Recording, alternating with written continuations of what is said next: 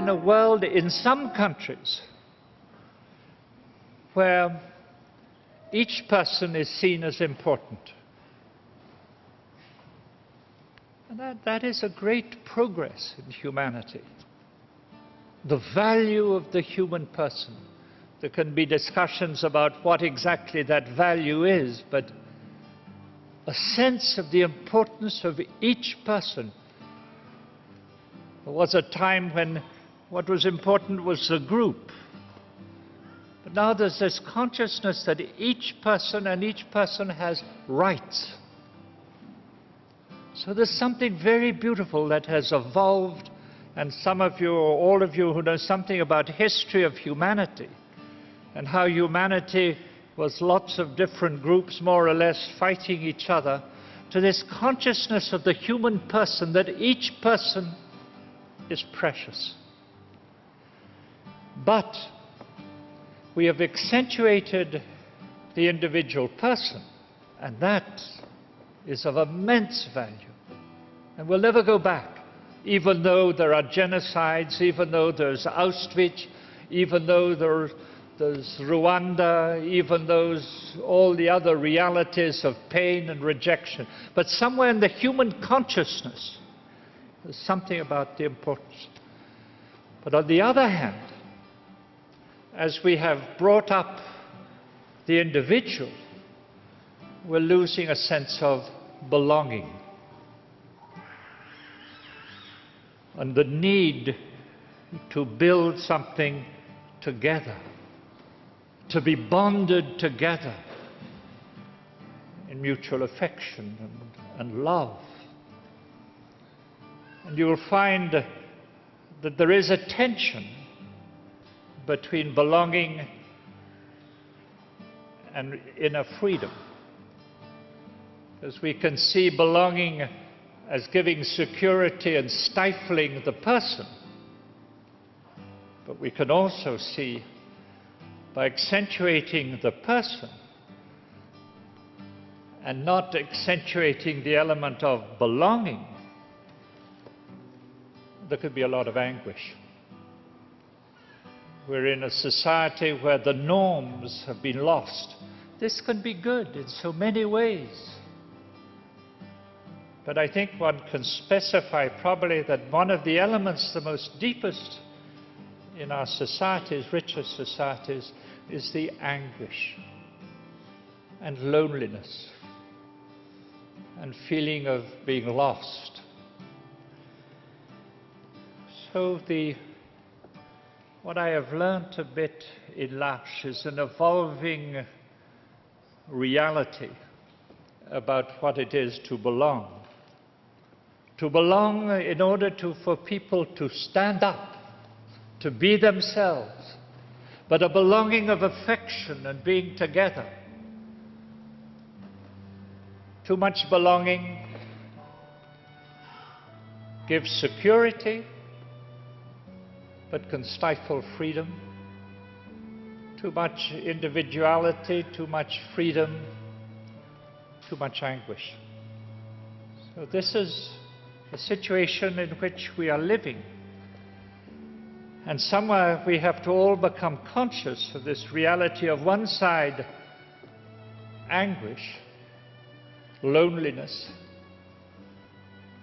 and being at the root of the desire to prove myself, and on the other side, a need for security, which can go to stifling freedom.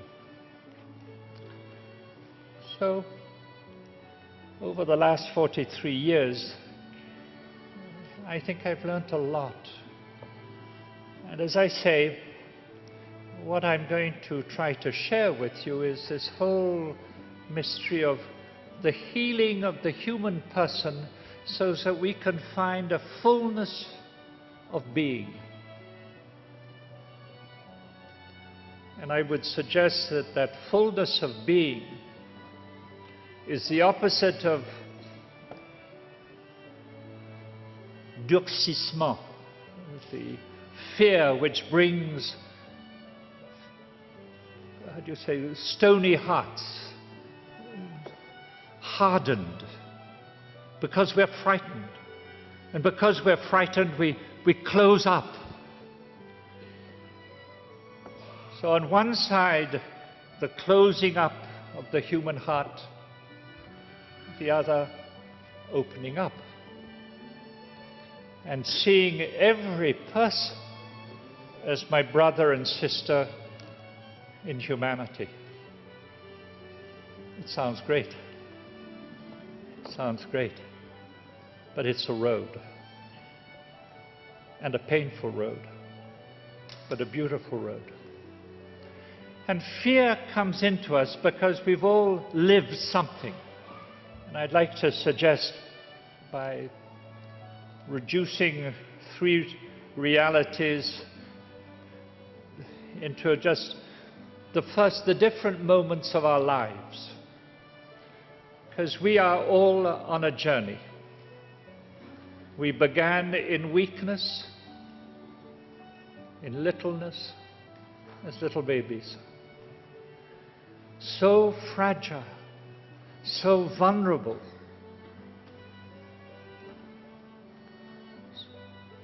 Without any defense mechanisms. That's how we all began. And what happened during those first, I say 4 months, but it could be more. What happened in those 4 months is going to, in many ways, control the rest. In many ways. I say in many ways. Not in all ways, but in many ways. And when it began with that unconditional love, where Mum says, "You're the most beautiful baby in the world. You are unique. You are unique. You are precious. You are beloved." That constitutes something very deep in the human psyche. The opposite can be when that little baby is abused, physically, sexually, verbally, and has to create immediately defense mechanisms. I'll come back to that. The second period is the little childhood, where it's no longer an unconditional love, but the beginning of a conditional love. You must behave as I want you to behave. When you enter into the pedagogy and all the rest, the vision of the parents for the child. And I want you to be what I want you to be. And I want you to be a success. And I want you to grow in a way with values that I want you to have, and I want you this, I want that. To choose the child in what he's going to or she is going to become. And that can be a period where there's a lot of pain. A child that is controlled to become what I want him to become. And then the more rigid element, when the anger of the adolescent, the breaking away, so that the adolescent can become themselves, but can in some ways try to humiliate or bring the parents down. So, what we're looking for is about healing. But we've all been hurt. Our journey has been a journey where we've had to protect ourselves, sometimes in a very fundamental way. But we've all had to protect and create barriers and sometimes break through by almost force or physical force or so on.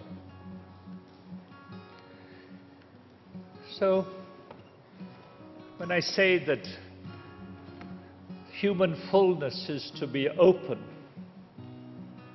and to be open to people who are different in their capacities or incapacities, their abilities or disabilities, open to people of other cultures, other language, people who are different. Sounds great, but it isn't as easy as all that. It's a journey where we have to, in some ways, be protecting ourselves, building up these barriers so that we're not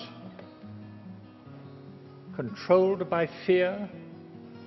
You know, friendship is one of the most beautiful of human realities, but it can become problematic. We can spend our time flattering each other. You are beautiful. No, you are beautiful. We are beautiful. And the others.